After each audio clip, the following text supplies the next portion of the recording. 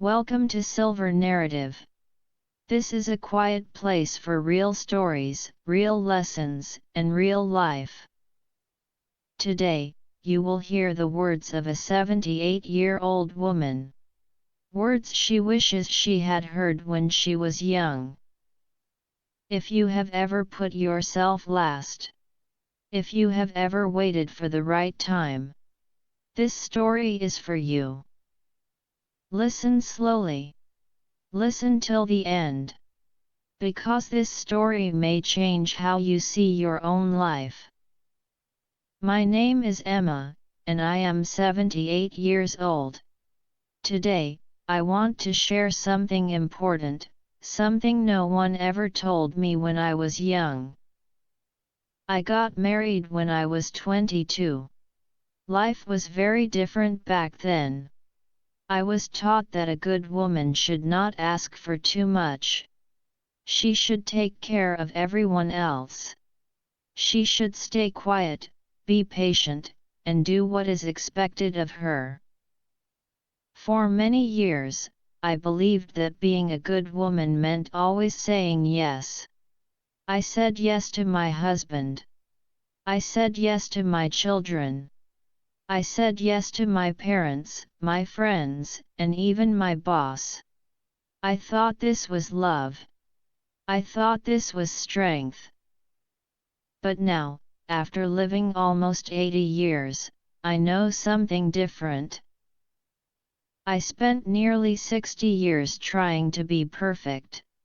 I wanted to be the perfect wife, the perfect mother, the perfect daughter, and the perfect worker. I married a good man. He worked hard and took care of our family. I loved him, and I know he loved me too.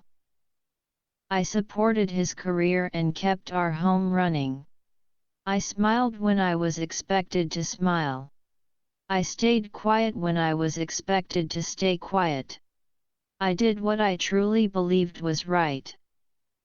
I was not unhappy, but I was not truly happy either. Late at night, when the house was silent, I often heard a small voice inside me whisper, "Is this all my life will be?" Every time that question appeared, I pushed it away. I felt guilty for thinking about myself. I believed that wanting more meant being selfish. Now I understand the truth.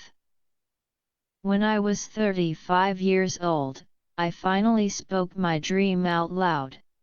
I said to my husband, "I want to go back to school. I love literature. I want to become a teacher."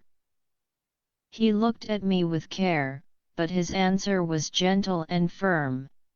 "We cannot afford it right now," he said. "The children need you. Maybe later." So, I waited. Years passed. When the children grew older, I asked again. This time he said, "I am starting to think about retirement. We also need to support my parents. Maybe in a few more years." So, I waited again. Every few years, the dream came back.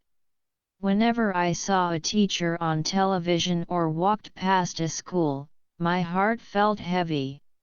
I imagined myself standing in front of students, holding a book, sharing stories and ideas. But then I remembered my responsibilities. Slowly, the dream became quieter and quieter.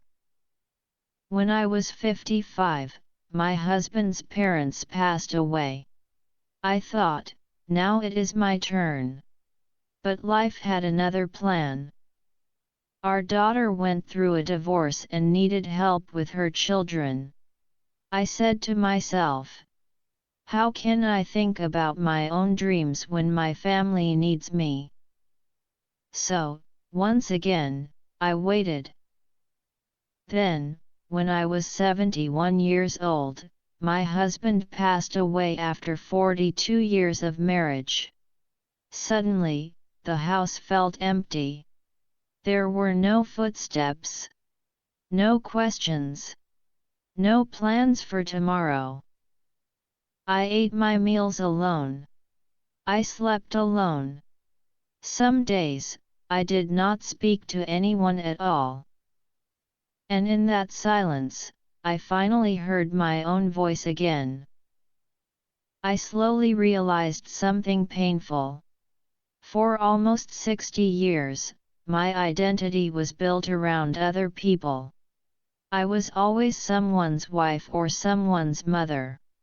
When that life ended, I felt empty. I was scared, not only because I missed my husband, but because I did not know who I was without taking care of someone else. I had spent so many years living for others that I never learned how to live for myself.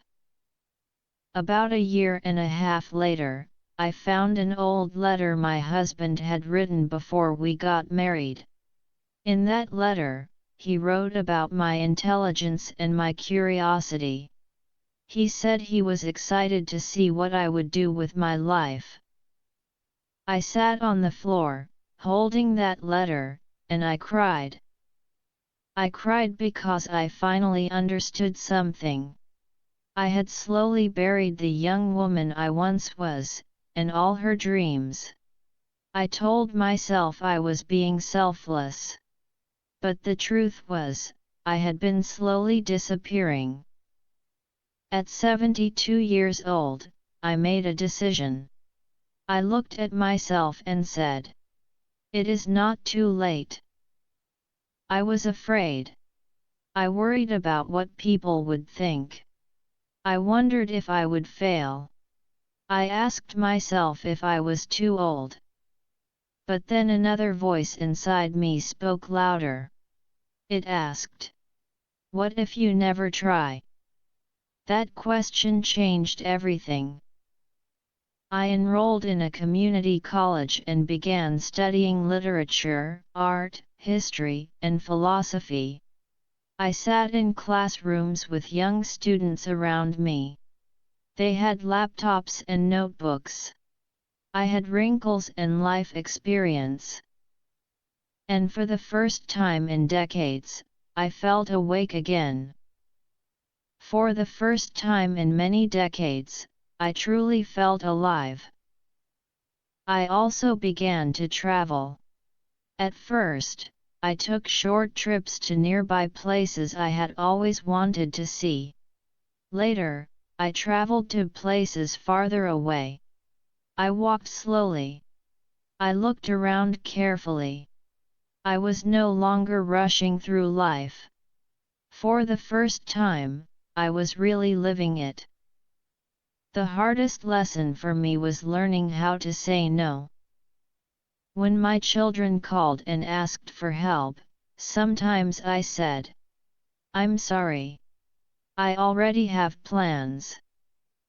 One day, my daughter said to me, "You have changed." I smiled and answered, "Yes, I have. And I needed to." She did not fully understand my choice, but she respected it. That was enough for me.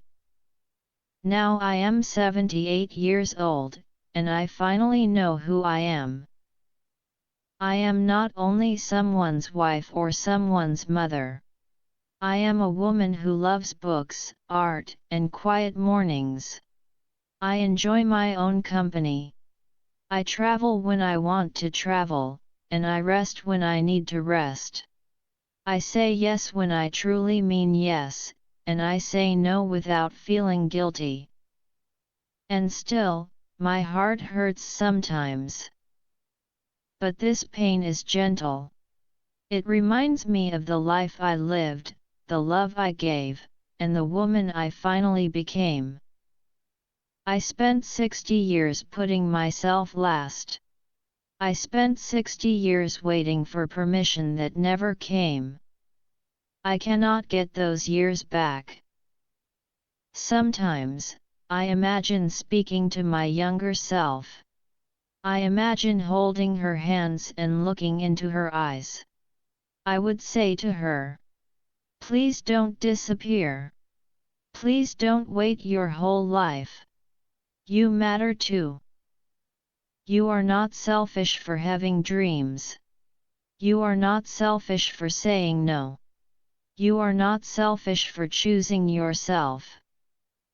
Life never becomes quiet. There will always be another responsibility. There will always be another reason to wait. Please do not make my mistake. Do not wait for permission. Your life is not a practice run. This is your real life. And it is happening today. Life does not wait. Dreams do not disappear, they only grow quiet. Do not wait for permission. No one is coming to give it to you. You are not selfish for choosing yourself. You are brave. This was Silver Narrative, where age brings wisdom, and stories bring light. If this story touched your heart, stay with us. There is more wisdom to share.